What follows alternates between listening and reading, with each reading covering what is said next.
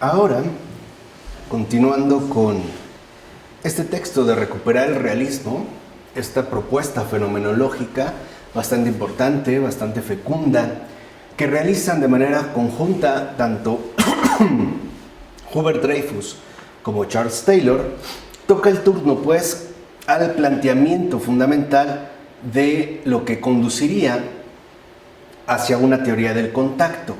Y para ello, el tema que hoy vendremos a desarrollar tiene que ver con lo siguiente: el lugar de lo preconceptual.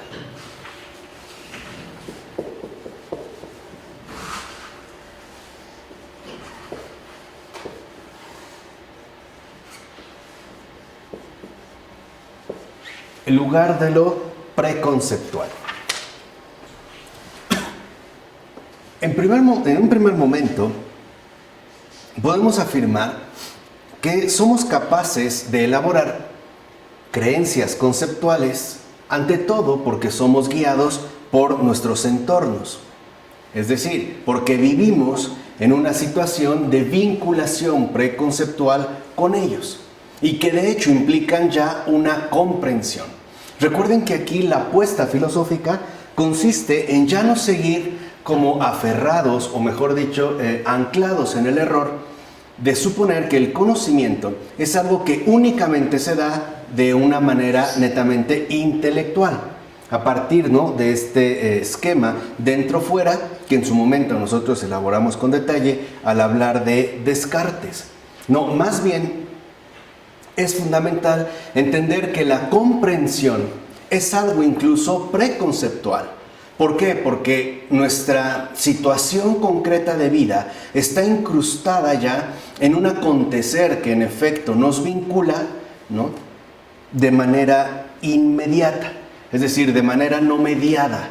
Y la forma en la cual esta incrustación es que se realiza es a través de nuestra corporalidad concreta, es decir, de nuestra situación encarnada. Entonces, lo primero que habría que ver es que todo agente humano, ¿no?, un ser humano, de entrada ya está colocado en una interacción. Este sería como uno de los planteamientos centrales. Todo ser humano ya está pues en una interacción. Entonces, por ejemplo, la comprensión, cuando nosotros hablamos de comprensión,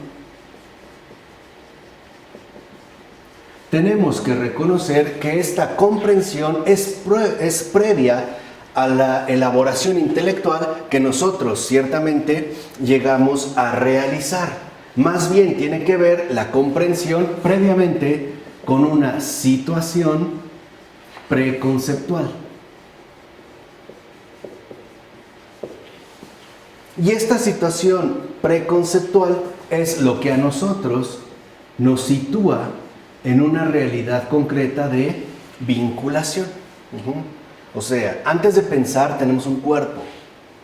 Y es justo esta realidad corporal, material que poseemos, la que nos permite a nosotros adquirir una comprensión no conceptual, es decir, no necesariamente intelectual, o que no se adquiere única y exclusivamente mediante el ejercicio racional. Así pues, esta vinculación también se traduce en términos de interacción. Estamos ya, o nos encontramos en una interacción. Esta comprensión, incluso esta interacción, dijimos, remite a modos distintos de entender nuestra propia realidad. Por ejemplo, la comprensión y el saber cómo, gracias a los cuales puedo subir por un camino y soy capaz de recorrerlo, sabiendo, por ejemplo, dónde estoy o en dónde es que me encuentro. Esto no es una imagen que tenga en mí, o sea, algo que tenga yo en la cabeza. Más se lo sería en todo caso si yo dibujo en un papel este camino. Lo que estoy tratando de trazar es la imagen que yo tendría dentro de mí, ¿no? Digamos en términos mentales, en mi mente. Bien, entonces al hablar del lugar de lo preconceptual, es fundamental que nosotros destaquemos el modo real, es decir, el realismo que implica la comprensión de lo que en verdad somos. Esta comprensión no necesariamente tiene que verse limitada a todo aquello que ocurre interiormente en mí, es decir, en términos mentales, ¿no? Como si el comprender únicamente se alcanzara cuando yo ya tengo, por así decirlo, una cierta maduración intelectual y que incluso sería capaz de expresarlo a través de ciertos conceptos. En lo que insiste tanto Dreyfus como Taylor es que esta situación preconceptual remite en último término a una vinculación. Es decir, nosotros ya estamos incrustados plenamente en un mundo que nosotros, o en el cual nosotros nos relacionamos, y no solo eso, sino que además siempre vivimos bajo una determinada interacción. Esta interacción, por ejemplo, nos aporta el saber cómo, que conforme nosotros vayamos creciendo se vuelve algo tan espontáneo, ¿no? Y tan familiar que incluso no apelamos necesariamente a la reflexión. Por ejemplo, un niño al beber un biberón, podemos decir, es que no comprende lo que hace. No, sí lo comprende. Aunque no tenga una claridad intelectual, comprende lo que hace porque ha ido aprendiendo ese saber cómo, que le permite en efecto, ¿no? Moverse con naturalidad dentro del mundo en el cual se encuentra. Sería pues, por ejemplo, la incrustación. Otro ejemplo que mencionan es este saber cómo, por ejemplo, gracias al cual yo puedo, ¿no?, subir por un camino e incluso soy capaz de reconocerlo, de recorrerlo, ¿no?, y dándome cuenta incluso en dónde estoy. No piensen cuando hacemos una caminata o algo por el estilo. Esta situación no es una imagen que yo tengo dentro de mí. O sea, en pocas palabras, no es un producto mental.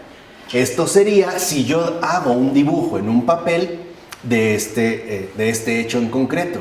Pero al realizarlo, ciertamente lo que ocurre es que mi ubicación siempre está dada a partir de una interacción. O sea, yo comprendo esa cuestión no necesariamente de modo intelectual, sino por la relación que yo mantengo justo con el propio camino.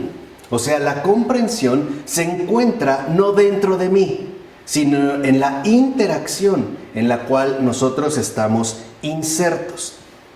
De tal forma que entonces, lo primero que nosotros podemos destacar es que no se puede hacer uso de esta interacción fuera de este contexto o en ausencia de ese entorno relevante, ¿vale?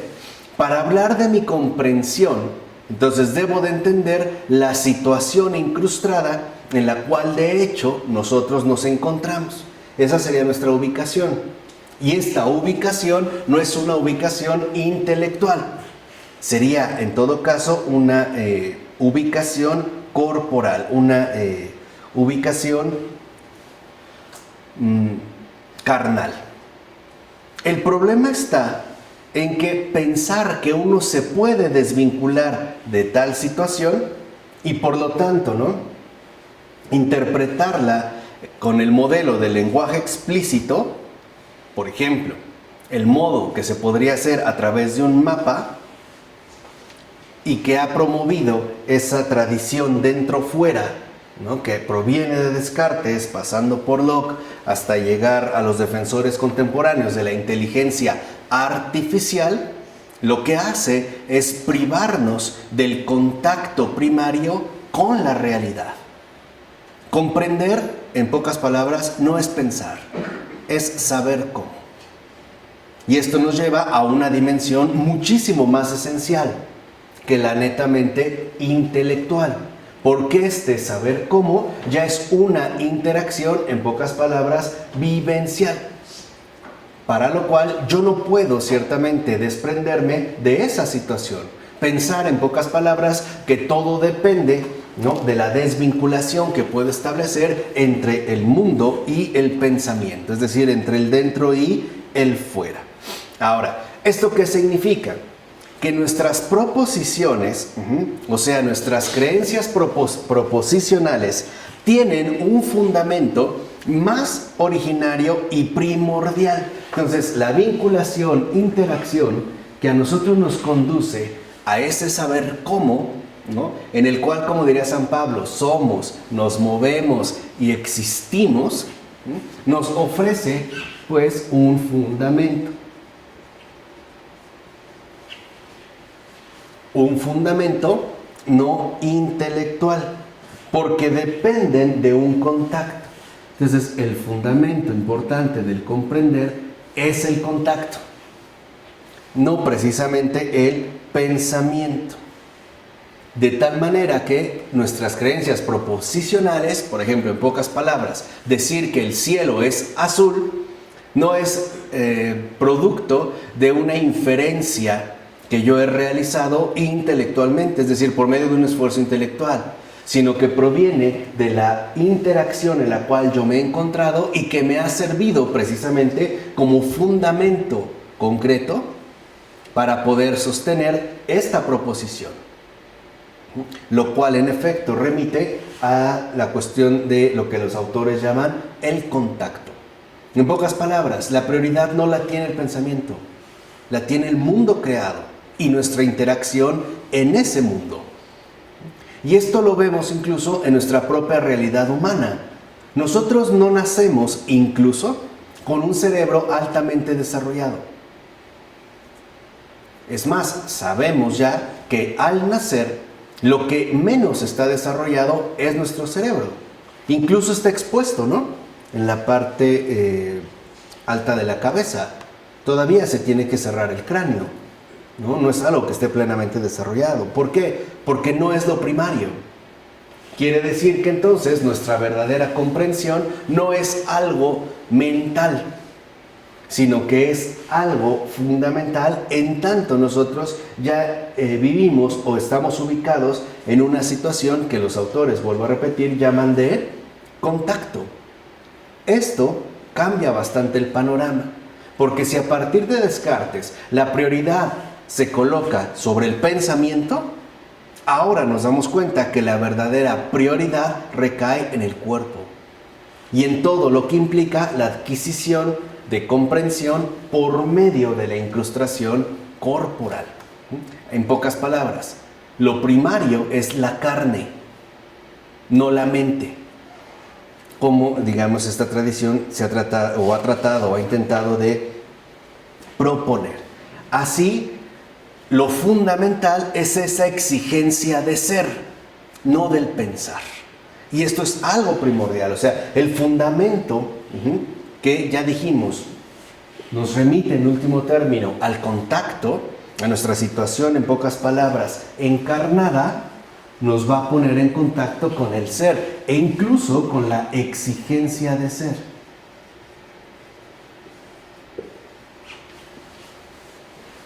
De tal manera que esta exigencia de ser siempre nos mantiene en la situación real de la cual en efecto también nosotros o cada uno de nosotros forma parte. Entonces, ¿qué es más importante en el comprender? ¿El pensar como un acto desvinculado intelectualmente o la situación incrustada de nuestra realidad material? Pues nuestra realidad material. O sea, ¿qué es en pocas palabras la fuente primordial de nuestra comprensión? ¿El pensamiento desvinculado como un ejercicio intelectual en solitario o nuestro cuerpo? El cuerpo. Esta es, digamos, la propuesta fundamental de la teoría del contacto. Es decir, a grandes rasgos, lo que nosotros llamamos corporalidad. Haré un pequeño paréntesis para que vean también la importancia que esto tiene. En tanto, lo que estamos buscando con Taylor y Dreyfus es recuperar el realismo. Si yo apenas tengo una semana de vida, prácticamente puedo decir que no tengo recuerdos intelectualmente elaborados de esa situación. No me acuerdo. Pero si, por ejemplo, a mí me presentaron con mi papá y le dijeron, una semana de vida, le dijeron, mira, este es tu hijo, y mi papá dijo, no, yo no lo quiero, y me tocó, ese toque, ese contacto, forma parte de mi experiencia integral de vida, aunque no se encuentra al nivel psicológico. ¿Sí se comprende? Esto es lo que va a generar, en pocas palabras, lo que nosotros llamamos memoria. La memoria no es un registro psicológico de lo que somos capaces de evidenciar intelectualmente, o sea, traer como a la manera de una lucidez. La memoria es la integración de toda nuestra experiencia real de vida. Si a mí de bebé me dieron una patada, aunque yo no me acuerde, esa patada me ha marcado. ¿Por qué? Porque esa patada ha sido parte de mi realidad vivencial. Y esto es lo que va a dar pie, por ejemplo, al trasfondo fundamental que nos va configurando gradualmente y que proviene de una situación preconceptual. A veces hay personas, por ejemplo, que atraviesan situaciones complicadas de vida e incluso trastornos depresivos, pero no saben por qué. Incluso dicen, pero es que yo tuve una vida muy bien, yo tuve esto, lo otro, y como que psicológicamente todo está ordenado.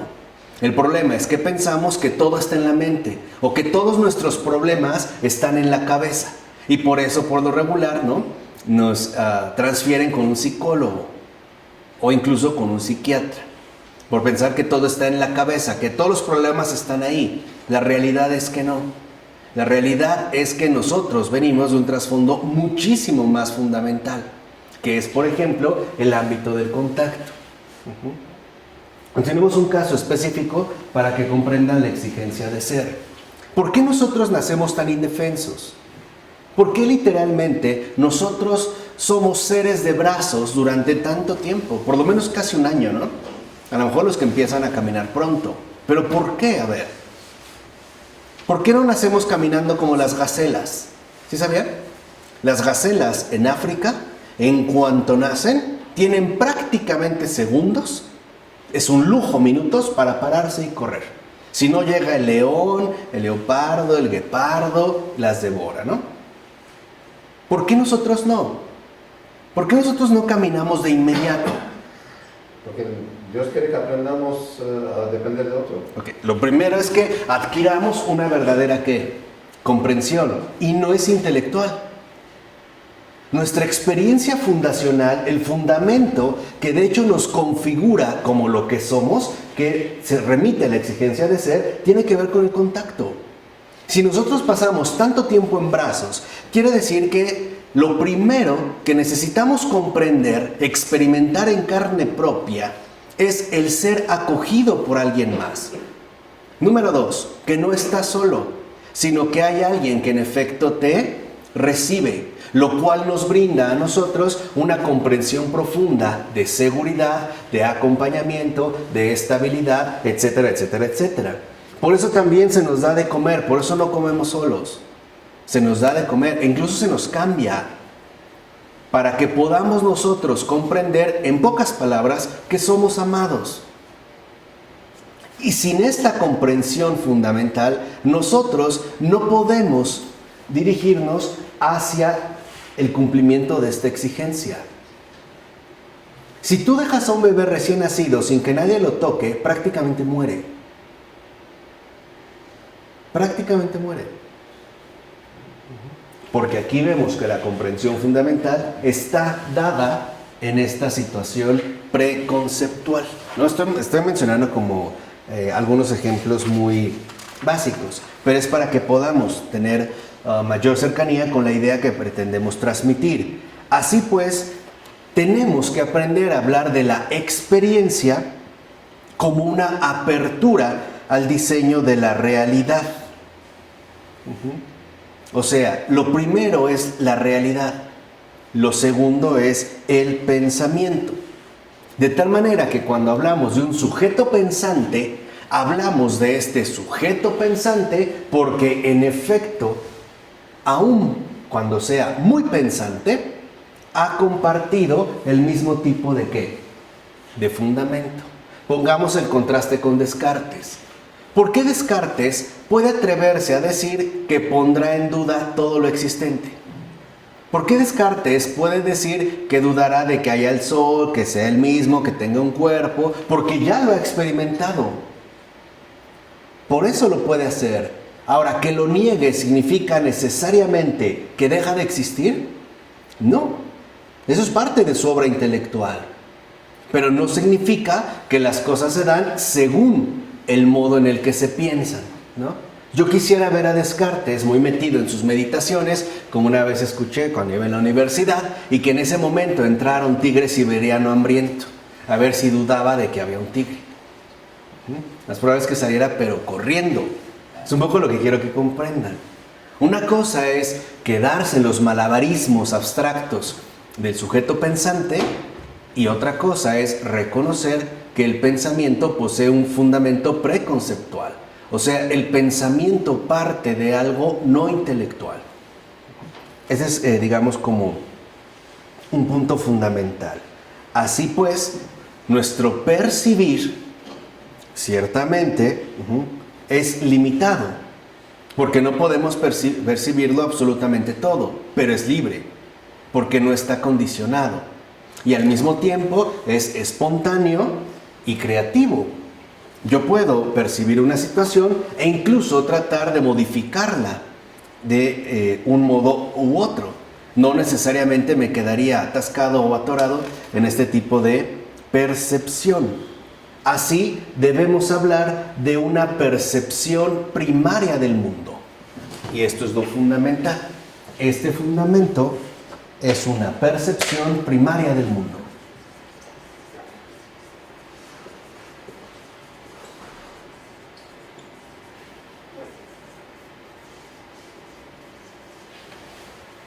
Este es el fundamento. Nuestro contacto está primariamente arraigado en el mundo. De hecho, podemos decir que nosotros somos en el mundo. Allí es donde estamos nosotros incrustados. Lo que nosotros conocemos partirá de esta percepción primaria del mundo. Piensa en la imagen, ¿no?, que nos quieren transmitir de los extraterrestres. Es una percepción del mundo modificada. Por lo menos tienen rasgos que para nosotros resulten completamente, por lo menos asimilables. Pueden tener ojos grandes, pero son ojos. Pueden tener manos o extremidades raras, pero son extremidades. ¿Sí se entiende lo que quiero decir? Ajá. Aunque Avatar nos quiere presentar la figura de un híbrido, ¿no?, entre hipioide pero tecnológicamente sofisticado, nosotros reconocemos algo que en efecto nos es familiar. Si alguien llegara de otra manera y nos dijera, esto es un animal tal, para nosotros no tendría ningún sentido, porque no está incrustada dentro de nuestra percepción primaria del mundo. A estas alturas ya podemos sacar dos consecuencias. Primera, el mundo no engaña. El mundo entendido como la creación material en la que estamos. El mundo no engaña. El pensamiento sí. Ahí es donde puede darse, digamos, este desfase. Por eso, cuando nosotros, por ejemplo, queremos salir de un error, lo que realmente, ¿no?, nos toca hacer es ser objetivos, o sea, salir de uno mismo. Tenemos que recuperar de nuevo, ¿no?, o acudir a esta percepción primaria del mundo en tanto fundamento. Es decir, nosotros partimos siempre de una experiencia concreta. Esta percepción primaria del mundo constituye para nosotros una experiencia concreta, no intelectual. Es decir, esta experiencia concreta es justo la situación preconceptual. Imagínense la primera vez que nosotros pusimos los pies sobre el suelo. ¿Es una experiencia concreta, sí o no? Sí. Sí. Es una percepción primaria del mundo. Aunque después ya pudimos nosotros conocer que era eso precisamente lo que llamamos pisar. Ya puedo dar una forma proposicional. Pero para que yo pueda pensar, primero debo de tener esta experiencia concreta. O sea, el pensar no es lo primero. De hecho, tampoco es lo último. Piensa en lo que dijo Pablo, ¿no? lo que ni ojo vio, ni oído vio, o sea, ni siquiera esto es algo que desborda. Pero sin salirnos demasiado, la experiencia concreta corresponde a una situación preconceptual donde el saber cómo es aquello que nos ha dado las destrezas suficientes para poder permanecer en este mundo. ¿Quién dice que Descartes niega la experiencia concreta? Descartes, porque todo lo va a reducir o a desvincular a través del producto propio del pensamiento, del cogito. Todo luego pienso. Claro. Pienso, luego existo. Por eso va a decir, ¿no? Pienso, luego existo. O sea, lo niego todo, niego esto, coloco el pensar y de ahí entonces yo puedo derivar la experiencia. ¿Hacia dónde conduce eso? Pues hacia la fantasmagoria del sujeto pensante. ¿Y aquí cómo Del se coche. inverte? Sí, Existo, totalmente. luego pienso. Aquí es, el mundo existe. Después yo he estado ahí. He adquirido, se me ha otorgado una experiencia concreta. Ahora yo lo puedo pensar. ¿Y lo pienso para qué? A ver, ¿para qué lo pienso? Para agradecerlo, para admirarlo, Glorificar a Dios, no para negarlo o para repudiarlo, para trascender. para trascenderlo. O sea, este es, digamos, como un paso fundamental. Es decir, no todo está resumido a nuestra capacidad de conceptualización. O sea, ¿por qué estamos aferrados a que todo prácticamente, ¿no? O sea, ¿por qué estamos insertos en la tentación de afirmar que todo lo que proviene de la percepción ha de tener forma proposicional? O sea, ¿por qué estamos como aferrados a suponer que el conocimiento únicamente se limita a la forma lingüística? O sea, al lenguaje. ¿Se acuerdan lo que una vez nos dijo la gran... No, Pavel Florensky también Claro. lo hizo hincapié. Claro, decir que no. No está ahí. O sea, recuerden que hacia finales del siglo XIX, y sobre todo en la primera mitad del siglo XX, ocurre en el ámbito filosófico el llamado giro lingüístico. De tal manera que en este giro lingüístico lo importante es eso, el lenguaje. Y todo lo que no queda expresado en lenguaje, simple y sencillamente no existe, porque no se conoce. Y la única manera en la que se puede conocer es en su forma proposicional. Wittgenstein ya lo hacía desde el Tractatus Logico-Philosophicus al afirmar a la última proposición, la 7, que ante lo que no se puede hablar, lo mejor es callar. Ahora, muchos entendieron, ¿no? Digamos, los que no, más bien no lo comprendieron, que lo que decía Wittgenstein es que si no se puede poner en términos lingüísticos o lógicos del lenguaje, no habría que hacerle caso. Y no es eso a lo que se refería Wittgenstein. A lo que se refiere Wittgenstein es que hay que callar porque es algo que supera nuestra propia capacidad lingüística. Entramos pues a una dimensión trascendente o una dimensión mística, como él mismo lo menciona, ¿no? en esa obra. Entonces no tenemos por qué negar, en pocas palabras, al ser y reducirlo todo a la cuestión netamente conceptual.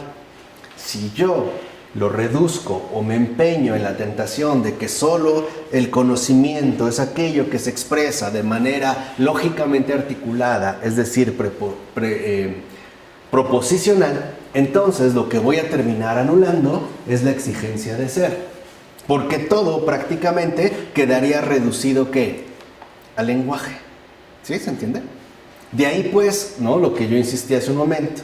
¿Recuerdan lo que en una ocasión nos mencionó la gran Adrienne von Speyer? ¿Por qué el bebé balbucea? ¿Qué nos dicen a nosotros esos balbuceos? ¿Han escuchado un bebé, no? Cuando empieza a balbucear. Cuando decimos que empieza sus primeras palabras, que no son palabras. Para nosotros, ¿qué son? Sinceramente. Es tratar de vincularse. Lo que, entonces, expresar. Pero esto ¿Para Dios? Ajá, exactamente. Pero para nosotros literalmente son ruidos. No tienen ningún tipo de significación. No obstante, sabemos que este es la primera palabra dirigida cuyo significado solo Dios conoce. Para nosotros no, son ininteligibles. ¿Qué traducción le podemos dar? Le podemos dar muchas interpretaciones. Por eso nos dijo Adrienne, la primera palabra de un hombre y la última solo va dirigida a Dios. Solo Dios la comprende. El primer gemido de un recién nacido, el primer balbuceo, y esa última como gesticulación, ¿no?, de una persona moribunda, es algo que se nos escapa. No sé si han sabido o han estado cerca de una persona, justo antes de morir, ya no puede hablar, pierde el habla. Y no obstante sigue articulando para nosotros sonidos, ya no entendemos. Y nos podemos desesperar, ¿qué quieres? No te entiendo. Dios sí lo entiende. Y es este el punto primordial. O sea, no todo está en la articulación lógica de nuestro pensamiento, sino en la experiencia concreta que en efecto brota de la percepción primaria de el mundo, ¿no? Suponer lo contrario es, como se ha mencionado, una tentación. ¿Por qué? Porque parece evidente que el pensamiento crítico activo, el uso de conceptos, implica significados y por lo tanto exige el lenguaje, ¿no?, que ha sido como de las tendencias más fuertes a este punto. O sea, pensamos que el lenguaje nos pone pues en una postura reflexiva y que por lo tanto, ¿no?, y esta es como una imagen que también el propio Wittgenstein critica fuertemente, sobre todo ya en su etapa madura en las investigaciones filosóficas, suponer que el lenguaje no es más que la traducción del pensamiento. Y lo seguimos considerando así, ¿no?, que literalmente el lenguaje no es más que el medio a través del cual expresamos nuestros pensamientos. Y así todo el énfasis recae justamente sobre el lenguaje. Por ejemplo, a un loro nosotros no decimos literalmente que habla, o si lo decimos impropiamente, pero no le atribuimos la carga significativa que tendría justamente el uso de la palabra. En pocas palabras, no decimos que tenga un lenguaje, no decimos que posee un lenguaje. Repite palabras, sí, pero no más. E incluso nos damos cuenta de que no lo posee porque tampoco es capaz de una corrección, cosa que nosotros sí. Si nos equivocamos, por ejemplo, al pronunciar, podemos, ¿no?, acudir a una corrección. De tal forma que entonces sí, la corrección juega un papel importante, en tanto nosotros nos podemos basar en el hablar correctamente. En los demás casos, simple y sencillamente no se da. Ahora, ¿cómo sabemos cuando nos equivocamos? ¿Cómo sabemos cuando el término no es el adecuado?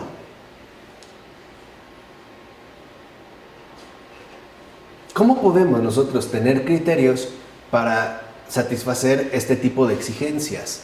Pues acudiendo de nuevo a la experiencia concreta.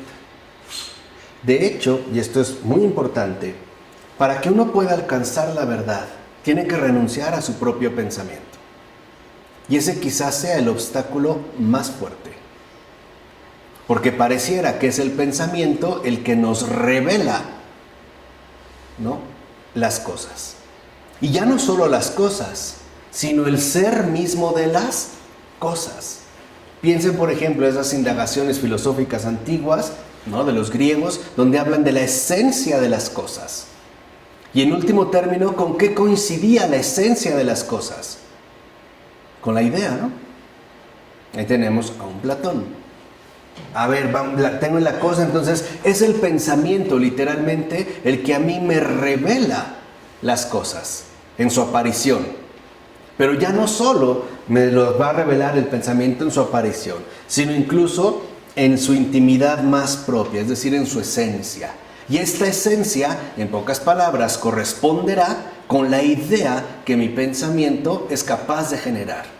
¿Esto a qué conduce? Entonces, lo otro, totalmente ajeno a mí, queda, ¿no?, engullido por mi propio planteamiento intelectual. Las cosas y el pensamiento se funden, se confunden. Se crea pues una especie de identidad omniabarcante. Las cosas son lo que pienso. Y es justo lo que pienso lo que a mí me puede revelar las cosas. Estamos literalmente, quizá en gran medida, ¿no?, la mayoría de nosotros, instalados en ese error. porque no tan fácil seremos capaces de desconfiar de nuestro propio pensamiento. Estamos tan habituados ya a él, a darle la palabra, a ponerle toda la atención, que no se nos ocurre fácilmente ponerlo en cuestión. O sea, acudir también a la propia corrección intelectual. Entonces, a partir de esta clase, ya podemos tener una respuesta muy bonita que te dice, tú crees en Dios, todo está en tu mente, ¿no? Dios no existe, ¿no? ¿Cómo será Claro. la respuesta a partir de...? Porque nosotros no estamos dirigidos o en comunión con una idea. No estamos justamente, ¿no?, comprometidos, digamos, nuestro compromiso no es netamente intelectual, no es mental, es vivencial. De tal forma que aunque yo no puedo pensar a Dios de una manera total, en mi situación preconceptual, eres el sostén o el fundamento de toda mi vida. Es la verdadera raíz de mi experiencia ¿qué? Concreta. Porque si no, nos seguimos moviendo bajo el molde del mentalismo, ¿no? O sea, en pocas palabras, todo está en la mente. Todo es obra de la mente. Quienes así lo afirman, por ejemplo, que tú crees en Dios porque está en tu mente, es tu idea, lo que en realidad te están diciendo es que el Dios eres tú. Tú eres el que crea sus propios dioses. Entonces, ¿para qué creer en Él? ¿Sí me explico? Si está en tu mente, si es obra de tu mente, tú lo produjiste. Entonces, ¿para qué lo necesitas? Tú mismo precisamente eres ese Dios, porque ese Dios se reduce única y exclusivamente a una idea. Y esta es una situación bastante delicada que, por ejemplo, también Michel Henry, que un poco también abordaremos en su fenomenología material, ha criticado con mucha dureza, lo mismo Emmanuel Levinas. Y aunque ambos lo hagan desde perspectivas distintas, una desde la ortodoxia judía y otro desde un planteamiento cristiano, tienen razón. Esta pretensión que Michel Henry reconoce como esta postura griega, ¿no?, de que todo tiene que estar concentrado única y exclusivamente en el pensamiento, ha sido uno de los prejuicios más fuertes que de hecho han condicionado de manera profunda a la civilización occidental. Así, lo importante es el reconocimiento de que existe un ámbito preconceptual. ¿Y qué es lo que nos permite a nosotros adquirir justamente una comprensión no articulada? Vamos a decirlo así, una comprensión no lingüística. Entonces, lo importante en este caso es que este ámbito es un ámbito prerreflexivo. Y este ámbito prerreflexivo, ¿no?, la experiencia concreta, que sería prerreflexiva, o este ámbito prerreflexivo,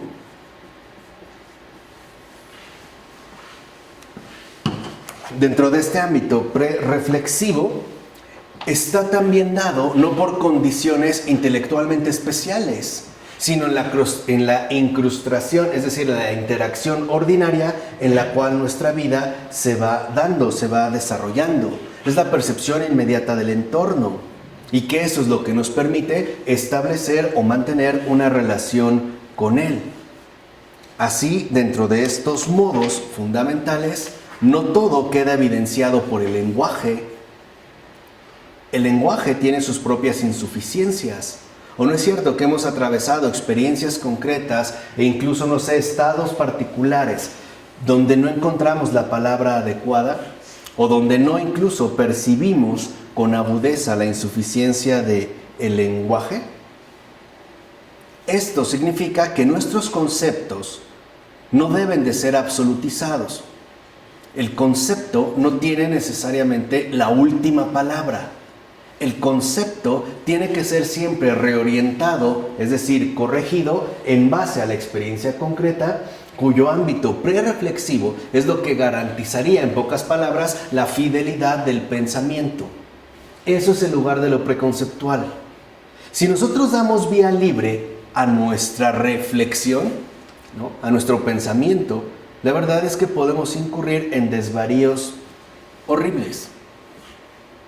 Si no reconozco que hay algo más fuera de mí que me permite a mí reorientarme lo que sigue es el extravío.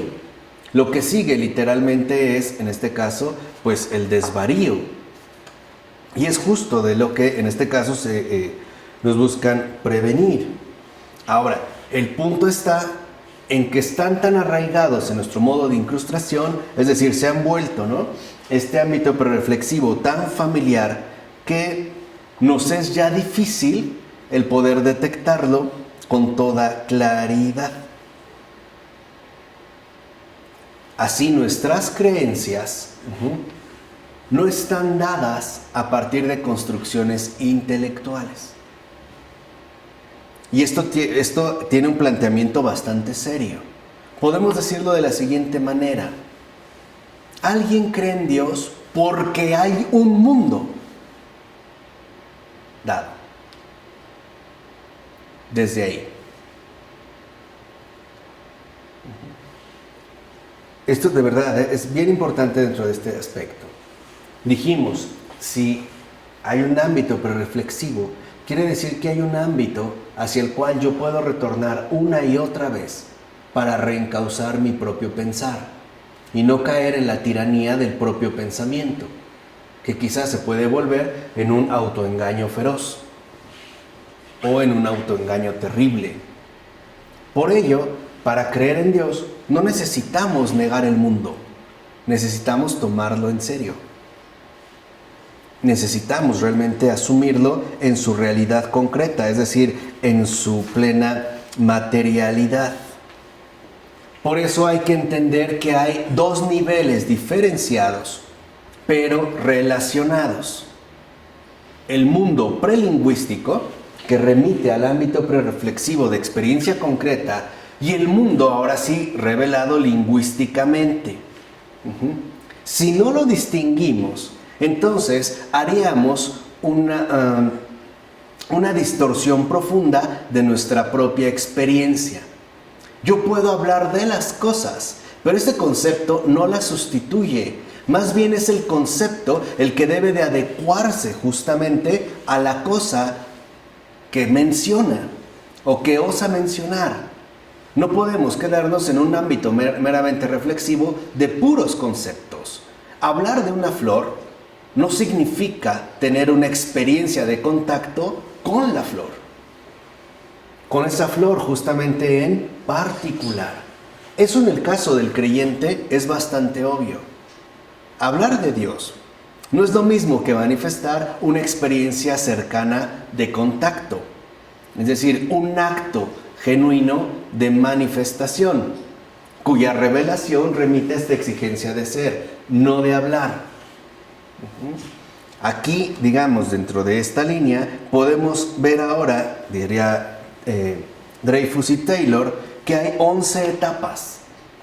11 etapas, o se podrían distinguir 11 etapas, que componen la percepción experta y la acción vinculada, y que comienzan, ¿no?, con un primer contacto enteramente gratuito con el mundo físico.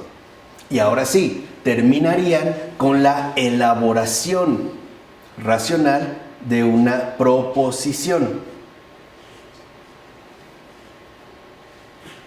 Y este es, digamos, como un aspecto central. Así, estas diferencias no significa que se dan en términos cronológicos, ni que están absolutamente diferenciadas en la mente de un agente, pero sí son partes de esta configuración integral.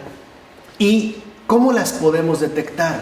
A partir de la anomalía, o sea, solo cuando un proceso habitualmente integrado en nuestra experiencia se ve interrumpido. Y esto es algo que en efecto también, por ejemplo, Heidegger ya había llamado la atención. Si yo tomo un bolígrafo, si tomo una pluma o un plumín y empiezo a escribir, literalmente yo no pongo atención a la pluma. Pero si estoy escribiendo un documento importante, una carta, lo que sea, y deja de escribir, ahora sí, toda mi atención se dirige a la pluma. O sea, solo por la interrupción de la habitualidad de nuestra experiencia concreta es que salta a la vista aquello hacia lo cual, o aquello con lo cual, de hecho, nosotros ya estamos familiarizados. Y esto lo hacemos de manera ordinaria. Cuando a veces llegamos a casa o estamos en casa, literalmente no ponemos atención a lo que está. Pero si vemos que hay un cambio de color o que un vidrio se ha roto, entonces esta, digamos, perturbación o interrupción es lo que nos ayuda a poder identificar estas diferentes fases. ¿Vamos? La primera, el ser humano o el animal que percibe se ha de situar en una posición óptima que posibilite recibir el impacto causal de las cosas del universo físico, tanto las estrellas lejanas como de las rocas que se encuentran más próximas. Siempre hay pues una relación adecuada, ¿no? Nos mantenemos en una situación ordenada. Segunda, el esquema corporal, esa familiaridad prelingüística, es decir, esa familiaridad preconceptual que poseemos con el mundo, interacciona con aquella experiencia indeterminada y la subdivide pues en figura y fondo. Es este esquema corporal, el que nos ofrece justamente nuestra posibilidad de ubicación. Nos muestra pues un esquema. Tercero, el campo visual como un todo equilibra líneas de fuerzas existentes y establece el grado de iluminación de fondo y mantiene asimismo la iluminación, el color y la resolución. 4. Al mismo tiempo, el que percibe se moverá lo suficiente como para conseguir una perspectiva óptima sobre el objeto u objetos que sobresalen en su campo visual. Siempre tenemos, pues, ¿no?, el ajuste necesario para adquirir la más óptima percepción. 5. Estos objetos estables pueden entonces depender de o estar correlacionados con la disposición actual del que los percibe. 6. Dada una disposición específica, se destacarán a continuación ciertos aspectos del objeto percibido. Lo que destacará no es una piedra, no es su color, sino su solidez. De la casa, por ejemplo, no será la ventana, sino la puerta. Y si el agente responde con sensibilidad, lo hará aún sin emplear el lenguaje. Cuando llegamos a casa, ¿de verdad decimos, voy a abrir la puerta? ¿Qué hacemos al caminar? ¿Estamos continuamente, ¿no?, conociendo lo que hacemos lingüísticamente? ¿Enunciamos literalmente todo lo que realizamos? Yo creo que no. E incluso si lo hiciéramos, no lo realizaríamos. Simple y sencillamente no lo podríamos hacer. Así pues, 7. Si el agente se encuentra en una dimensión semántica, es decir, ya de significado, los aspectos que destaquen del objeto, ahí sí pueden ser articulados. Por ejemplo, pudiera ser que yo dijera que esta puerta es demasiado pequeña, o bien que tiene un color horrible, o cosas más. 8. Quien cruza, por ejemplo, el arroyo, puede identificar una piedra como apoyo. El visitante puede identificar la puerta como una entrada, pero lo hacemos de una manera preposicional, es decir, por la familiaridad que ya tenemos. 9. Sin embargo, una vez conceptualizado, este modo de ver las cosas hace posible la elaboración proposicional. Por ejemplo, una cosa es haber pisado una piedra para cruzar un arroyo y otra cosa es elaborar un concepto al respecto. Por ejemplo, si alguien va sobre ese mismo lugar, yo le puedo aconsejar lingüísticamente lo que podría hacer. Al pasar, pone el pie. Pero lo importante no es el enunciado, sino la experiencia concreta de la cual proviene. 10. Cuando ya nosotros elaboramos la ejecución exitosa de estas habilidades prelingüísticas, nuestras destrezas y comportamientos habituales se vuelven cada vez más fiables. Por ejemplo, si nosotros entramos a nuestra habitación, al tomar la manija, literalmente comprendemos prerreflexivamente que la puerta se va a ¿qué? Abrir. Pero ¿qué pasa si yo llego confiado y no se abre? Me enojo, Exacto. ¿Por qué me enojo? porque esperaba que se abriera. Claro, porque rompió mi familiaridad. Es decir, rompe mi interacción habitual. Mi saber cómo se ve interrumpido. Y eso hace que todo mi esquema perceptivo se vea alterado. Es más, si lo vemos con detención, si nuestro cuarto, que siempre está abierto, no abre, ¿qué es lo primero que intento? Abrir la fuerza. Es volver a abrirlo, o sea, porque para mí esto no puede suceder. Si no vuelve a abrir, entonces ya grito, o busco la llave, o le hablo a alguien, o trato de investigar. Pero por lo menos la idea es que se haga de la manera justamente que habitual. Esto que llama la atención en el caso sencillo de la puerta es fundamental para ver que el mundo, en tanto creación dada a nosotros, sí es fiable y nos garantiza una estabilidad de familiaridad recurrente. Es lo que nos permite a nosotros vivir de modo habitual en el mundo. Cada vez que damos un paso, literalmente lo que esperamos es que el pie nos sostenga. ¿Qué pasa cuando nos torcemos el tobillo? O cuando algo nos hace tropezar.